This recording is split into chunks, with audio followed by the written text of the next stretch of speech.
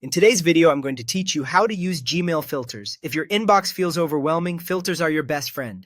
They're simple, automatic rules that help Gmail sort, label, archive, or even remove messages the moment they arrive, so you spend less time cleaning up and more time focusing on what matters. Start by opening Gmail in your browser. Head to mail.google.com and make sure you're signed in.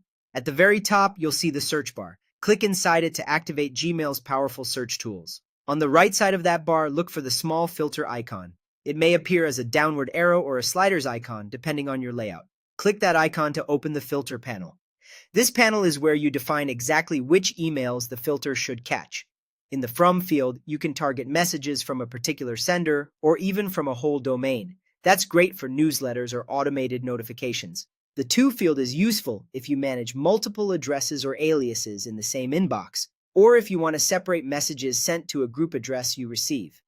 The Subject field narrows things to messages with specific words in the subject line, perfect for phrases like receipts or weekly report.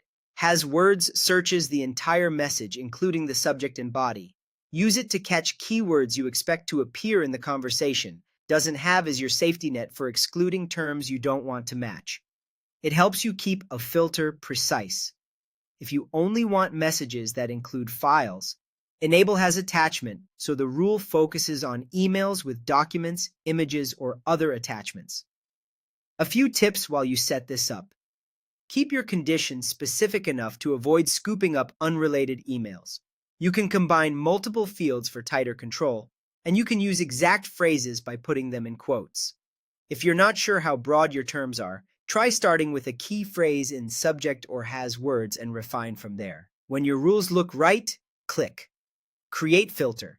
Gmail will save your settings and automatically apply them to future messages that match.